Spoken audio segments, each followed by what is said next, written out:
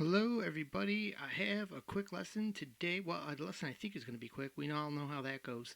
And I think it's going to have some value today. That's why I set this up. And we're going to do it a little different. I'm going to kind of build my screen here on the fly. I usually have all my tiles ready for a lesson, but I'm just going to build them up as we go here.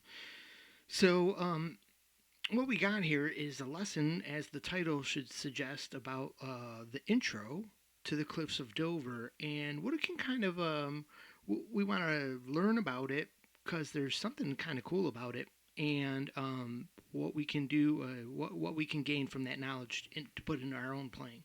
So the basics of the story here today are, how can something that sounds major sound that way without a major third?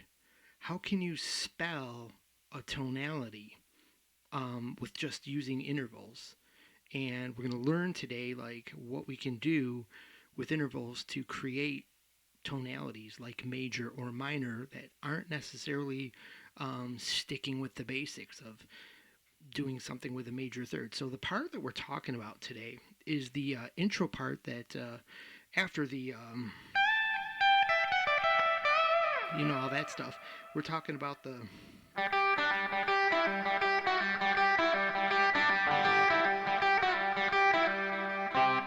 so yeah, that little ditty there, pretty simple, right? But there's something kind of cool about it that I think is worth a little discussion. So let's talk about it a little bit. Um, so why does it sound major when there's no major third in there? Let's kind of explore here what intervals are in there first. And to do that today, there's some these things at the top here will help us, for especially any beginners. If you're getting lost, just pause the video and revert to these descriptions here. So if we talk about a minor 7 chord and I'm talking about some intervals that change or something, you can look at either, what is the chord spelling. We have the intervals that are involved in these particular scales. Everything from G, a G major, G minor, and G mixolydian is something we want to talk about today, which I, for some reason, didn't put in here or it got erased. So let me put this in here. It should be G, A, B, C, just like a major scale, D, the E, and then the regular F and the G. As you can see, G mixo is derived from the C major scale, so it uses all the regular notes. And, that'll throw a beginner off there, but let's not go off into too many tangents here today.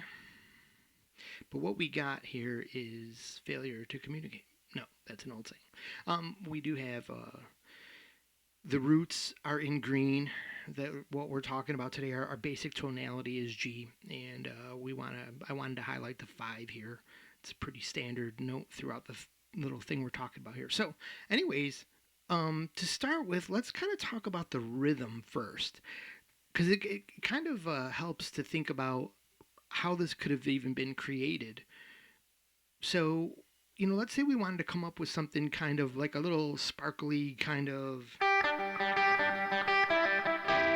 something with a whole bunch of notes popping out of nowhere, that's kind of got a little rhythm, a jingle to it, and a rhythm. So kind of maybe even kind of like, if I was creating this, I might have been thinking of Alex Lifeson's.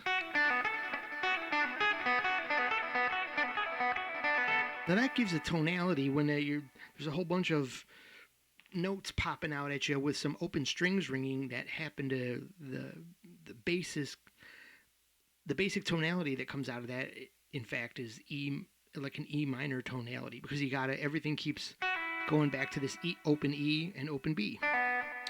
So in this case here, let's start by thinking about a rhythm.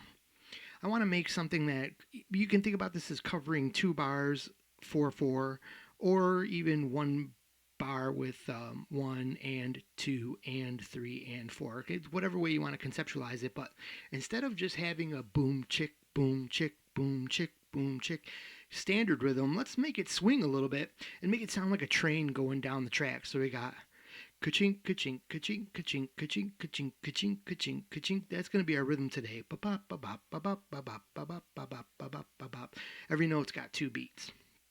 So with that, we might want to come up with something that keeps on coming back to the G. Because that's our, and maybe in our concept here we say, well, I want something in G. It's the key I'm making my song in today, and I want it to be, it's a major sounding, happy sounding song. So I need something here, but maybe something that's a little more than just, boring 1-3-5 or something. So what I could do is kind of start by ringing out 2 G's. And that gives me a little area around this fretboard right here. Try to get this camera where I need it on the guitar here a little bit better. Yeah, it's a little more like it. All right.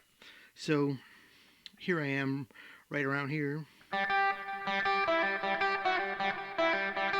And there, I come up with a little thing that's like, all right, so I got a G. And, and I'm going to, that's going to be the way the notes. So by the time I get back to the original, I'm right back at the, if you counted all that, it'll fall right through 2 bars of 4/4. So like beat 1, beat 2, beat 3, beat 4, beat 5, beat 6, beat 7, beat 8. And we're back at, so something like that. It doesn't really kind of matter, but I just wanted to kind of get started with that. So what do we got going on here with this, what Eric Johnson created here? He's got 2 G's ringing out to start with. So that nails right there that this is going to have a tonal center of G. We don't know if it's G major or G minor. And consider this. I'm going to change a couple notes here, and I'm going to show you that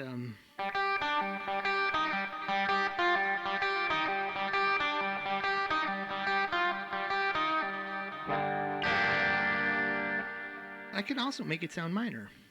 Work with a G minor chord. And I still don't have a flat third in there. So what do I have, and why is that working 1 over minor and 1 over major, and we're not even using a flat third? That's something kind of cool to understand. So to create this, in the beginning, like I said, we started with this, we at least are nailing G. So our little ditty here is going to correspond with some kind of G chord. So there, right there, we've got this first little thing that goes, we pull off from the 7th fret on the G string to the open G again. So what note did we hit there? Well, it kind of doesn't matter, because all I really want to think about, or I could understand this by, is intervals. This actually would give me a better understanding here. I get this over that way a bit. So it's a D. And that kind of tells me really quick, because I know that with G, D is the power chord note. That's automatically going to be the 5, or 1, 4, 5. So D is the 5. And that kind of makes sense. You go, oh, okay, I see what he is doing there. We've basically, in the first 4 beats, have outlined a G shell. We're still ambiguous. We haven't talked about any major or minor, but for beginners, you would go into shell. What do you mean? Well, the 5 is going to be that next most harmonious note, and it's going to be the 3rd note of a triad chord. It's always root, some kind of 3rd, and then the 5, because that 5 is like the outer shell away from the root.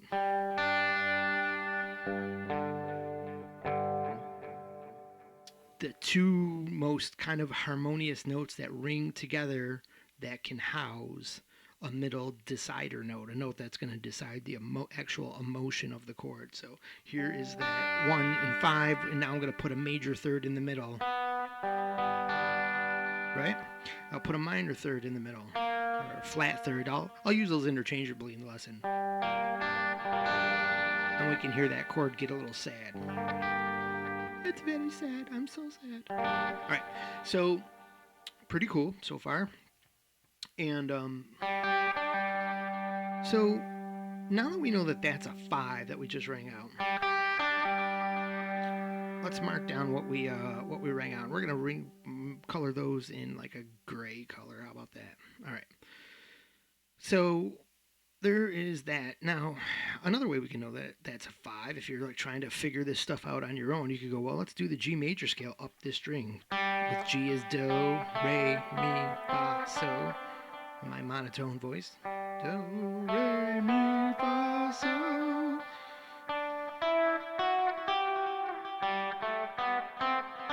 And there, right there, do, re, mi, fa, so. 1, 2, 3, 4, 5.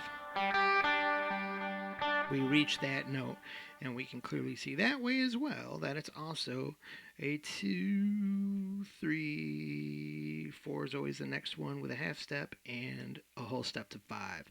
So cool, we've got kind of the makings of a chord. So maybe there's a third somewhere in here, right? But here's the deal. We know this is the G string, right? So it's a G string. Oh, it's the G string on the guitar, and we've got a G right here.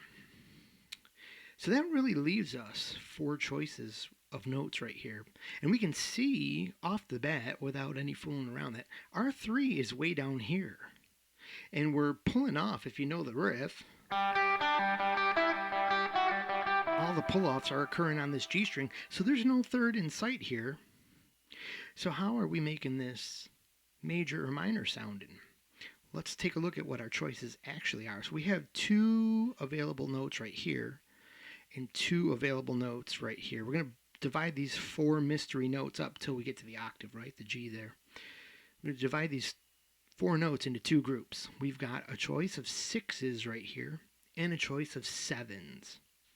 So right here we do have a 7, a regular 7. And let's look at the ones that make up the riff. We know it's when we hammer off that 5, we move up a whole step, and a whole step up from the 5 is a 6. And then we have a 7. So what does that spell out for us? And I should have probably put this right here. We got like a root. This is our 3rd. This is our 5. And this is our 7 of some kind. I just put this 3 here because I don't have room to put regular 3rd or flat 3rd. But you can see here the B would be the regular 3rd on the major. Dominant is a major chord, and minor flattens the 3rd, so we move down. That B moves down a half step because people are strange when you're a stranger. I know it's not even close, but it just reminded me of that. You know how that happens. So we've got the 7 right here, and it's the same thing. Normally we've got a raised 7. Well, except for dominant, sorry. The raised 7 is here on the major 7. And then we have a minor always has a flatted 7, which is, these are all these, outside of these whole steps that we talked about, these are 2 7s, so it's 7 and a flat 7. And 6 and a flat 6. And I'm not happy that we always want to have that as a proper lowercase b. So, I mean, the wrong symbol anyways, but it sort of works. The flat 6 and flat 7. And for the beginners that are hung up right there going, hey, wait a minute. I know that this is like a 4 and flat 5, 5, sharp 5, 6. So why are you calling that a flat 6? How do I know how to do that? Well, because we already are discussing a 5. We're working with a 5. So this next choice here is going to be a version of the 6. It's not, you don't have a 5 and a sharp 5 in the same lick, even though it's the same exact note. You would have a 5 and a flat 6. So that flattening the 6 is what gives it that minor sound. And then we'll go over kind of, well, how does that work? Well, I'll kind of answer that in a second. So we have the flat 7 here and the raised 7. So in this lick, though, we are hitting, in the Eric Johnson version, we're hitting the 6 and the 7. So how does that inform us? What tonality are we talking about when we play this little riff?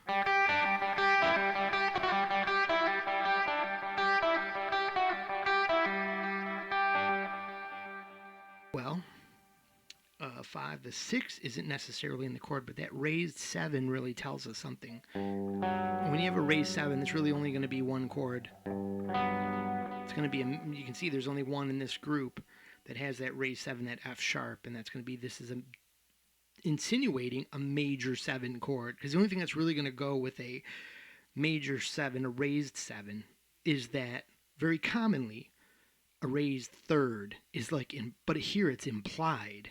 But I'm going to show you how that 6 corresponds with that third. Now, you could say, if you know some theory, you could say, wait a minute, Mark, you're wrong, though. You're missing out on something. You could have a raised 7 with a minor third. It's called melodic minor, and that's true.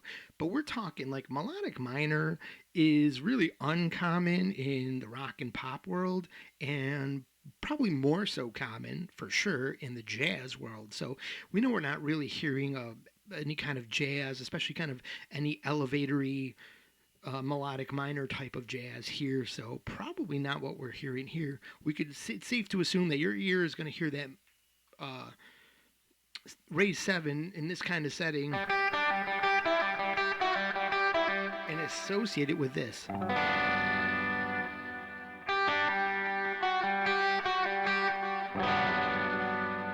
Right?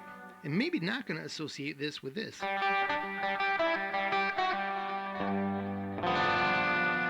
mean, it could, but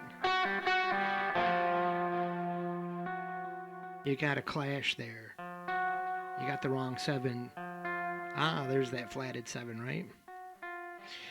So, now when I played that minor thing earlier, when I made it minor,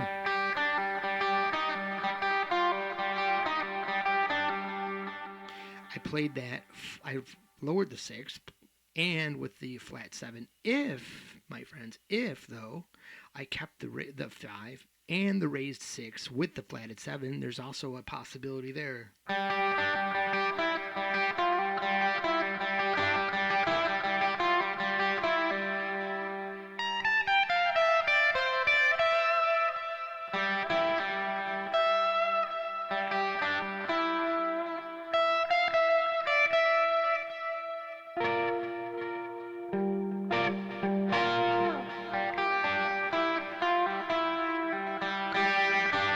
I might have to change that rhythm up because that rhythm is kind of upbeat and happy. I might have to make that a little bit more sad because that is indicating Dorian. Because how can we figure that out? What would make me know all this? So I'm going to skip this little diagram here and draw you something here. Let's draw a pentagram really quick because we want to worship Satan. No, sorry about that for people who've got parents listening or whatever, but a pentatonic scale, you know what I'm talking about, a pentatonic scale, that penta thing, and we're going to draw 2 of those right here, nice and easy and quick. We can do that now. One more here.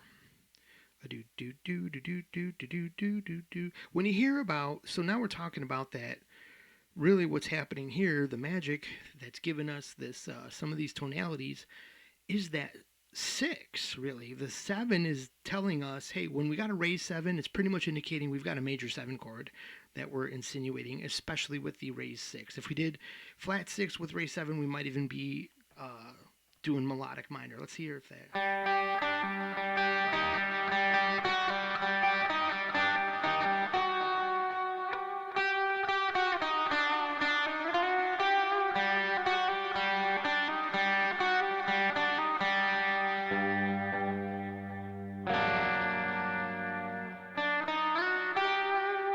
Kind of, yeah. So there is that raised 7 with a flat third and a 5.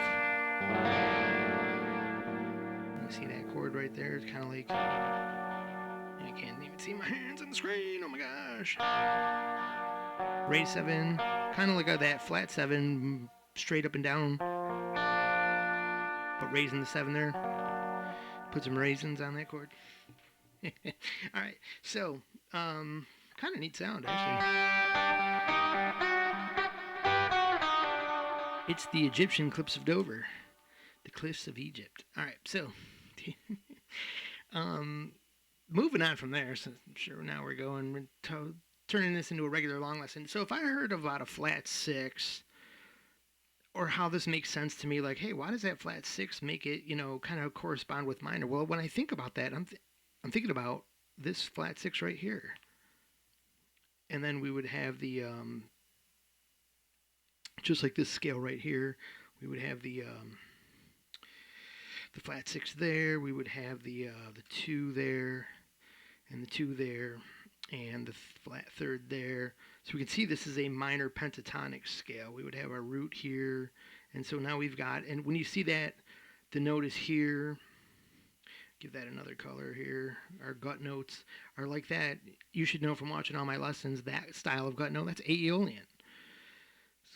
Flat six. When I always hear about a flat six scale, this is the scale I think of, and in my mind's eye, I go, yeah, that's Aeolian, of course, no big deal there. So when I think about a raised six, I've got this picture in my head because the other version interval, the place for a raised six is right there. So we'd have a sixth, and then once again a flat third. Basically the same scale with one note removed, and that is the difference between an Aeolian scale and a Dorian scale. The Storian of Dorian. Oh my gosh, I should be a comedian.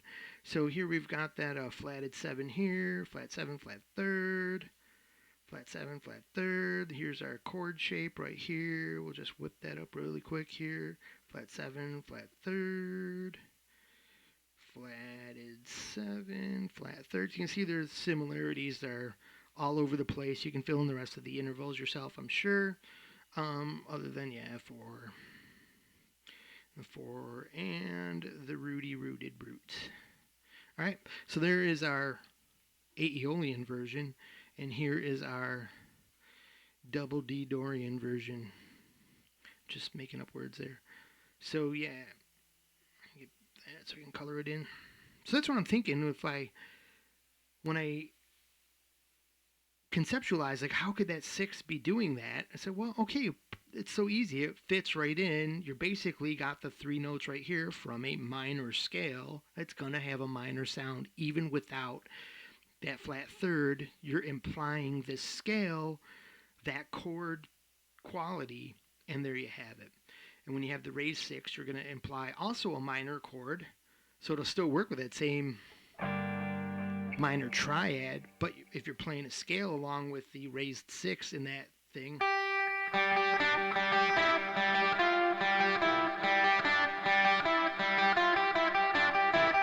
something a little different. They change up the rhythm there to make it a little more serious. I'm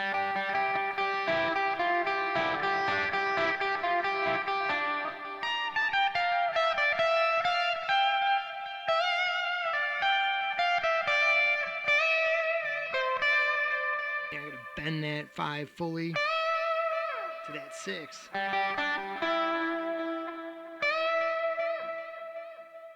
So yeah, I'm sure you can understand that without me overdoing it too much. Now, here's another kind of way you could think about this or conceptualize this.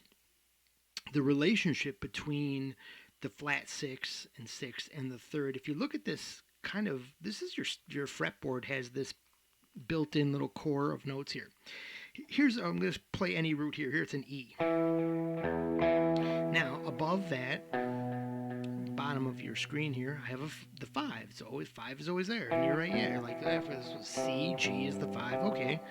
And then above it is the 4. Any note you pick, the 4 is always going to be above, the 5 is below. If I go in this angular direction here, I get this weird tritone row that always repeats flat 5 root, flat 5 root, flat 5 roots.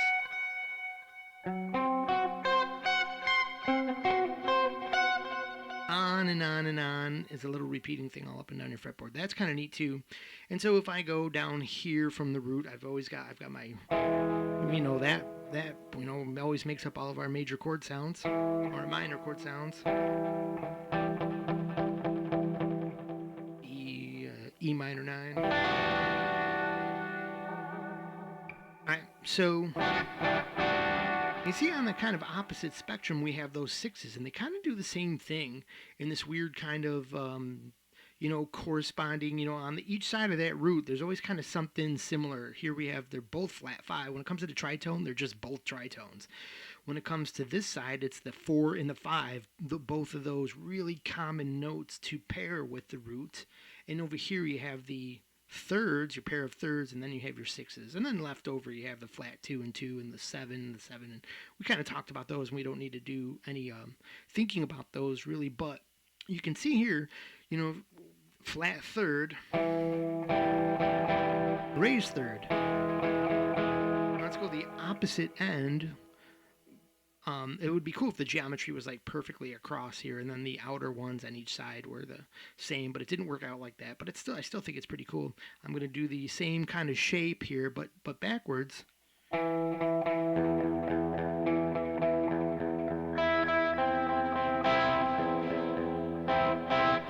even though you could consider this a there's a reason why I rang out that low E note, because I needed to establish that as the tonal gravity, because if I played that flat 6 with the root, as you can see with the plus sign right here, this and this, well, that's still making that major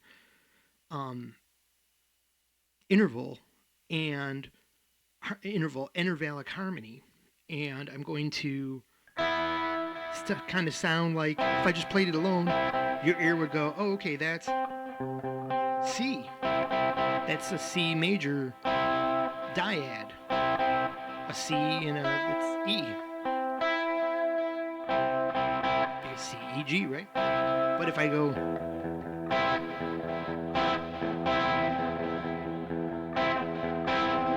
it doesn't sound so happy anymore, because now we're playing that flatted 6 with the root in a kind of a polar opposite of a.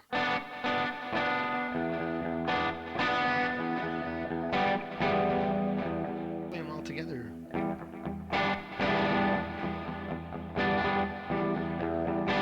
Interestingly enough, here's another correlation between C and E. Here's that jazz grip, kind of like the major 7 grip we were using over here for the G. I'm going to move it up to the C. Oh, sorry, wrong of that A minor shape down here with a C root.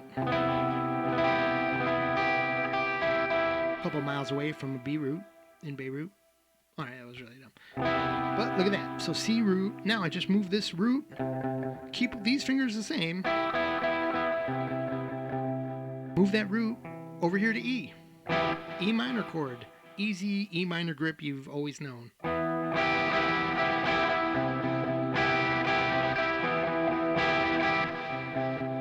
Want to see something even cooler? What's the 5 of E? It's B, right? Where's B in relation to this C? It's down 1 fret. Check out what I found today.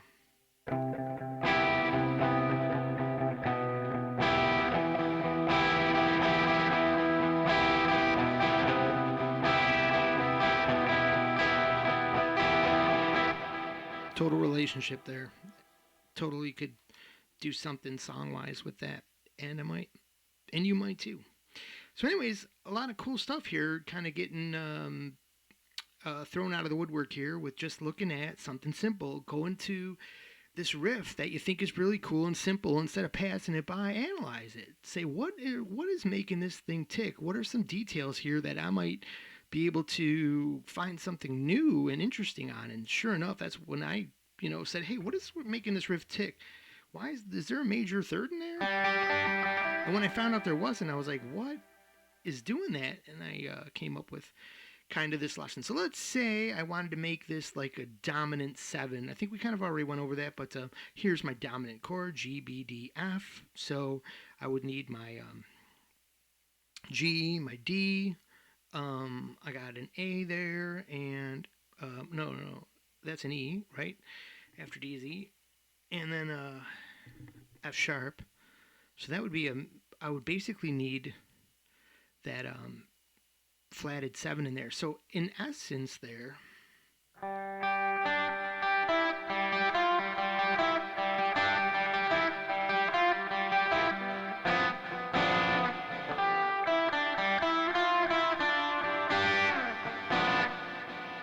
instead of making that Dorian like we talked about with the 5, the 6, and the 7,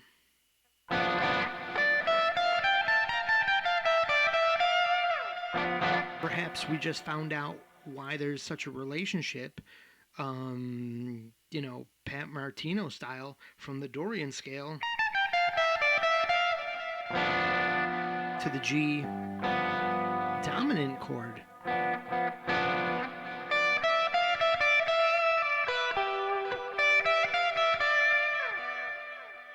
It's just since we're not the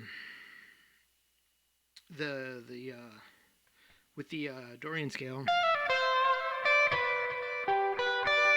but you can probably do this. See, because you know why?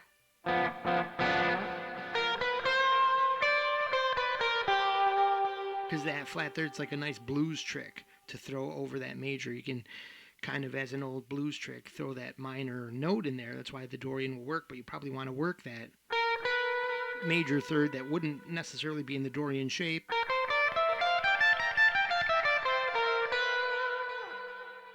In there, and there's probably just all kinds of stuff you can kind of do with that sound, from kind of figuring out some of the way Pat Martino is thinking to I think some Jerry Garcia could be in there too. Um, if that gives you any question, if you're going, what? Then you'd have to ask that in the comments, which you should do because engagement always improves these lessons. So I'm going to leave us with that today. So there would be our all the things we can do by coming up with something over a rhythm, make the rhythm pop out and be spunky and shuffling, and so it's got a happier rhythm and then a happier choice of intervals, or a little bit more of a trudge, and then make the lower the intervals. All kinds of things you can do with rhythm and choice notes to create a tonality that isn't so straightforward with root third fifth all the time. Use that sixth to substitute and do something cool with, because I think that was on that's the type of thing Eric Johnson is doing to come up with cooler stuff and be a little more tastier. And I don't know about you, a lot of people say, well, I could just, he might have just done that one day and said, hey, that's cool, let's, and then put that part with that part. And sure, you could probably do that, but it doesn't take much. If you really start thinking and you entertain yourself thinking about this stuff, it's not hard to conceive at all that somebody was sitting around thinking, hey, what can I do with this 6, a 5, a 6, and a 7? Make something cool here. So anyways, I'll leave you with that. But still all opinions, because at the end of the day, I don't know what Eric Johnson was thinking. Could never know, unless I am cool like Rick Beato and get an interview with that guy. I can't believe. Okay, I'll stop there. Anyways, all right, so thank you for watching this lesson. Hope leave some comments. Let me know what you thought about it. And check out the notes here so you can, in case anything seemed off, you can know where we're coming from. A G major scale, the G minor scale, the G Mixolydian scale, and that's where some of these interval choices would be coming from. So, for example, the G Mixolydian, by the way, where's that 6? The 6, the E, and the flat 7, the F. So when we played that, it would be the Mixolydian scale. But I showed you how those same 3 intervals could be in the Dorian scale, and the Dorian scale is this Mixolydian with just this B is down to B flat. That's all. All right. Thank you for watching. You guys have a great day, and hope this was informative. And if it was, check out the merch store and throw us a tip, because cool people like Steven have thrown us a tip. And maybe it's worth something to you, because guess what? I really need a new computer, because this thing is not handling my music production skills. Thanks HP for this bloatware thing that needs me to understand C++ to make it work right. All right, I'll stop my yapping here and leave you guys to have a good day. See ya.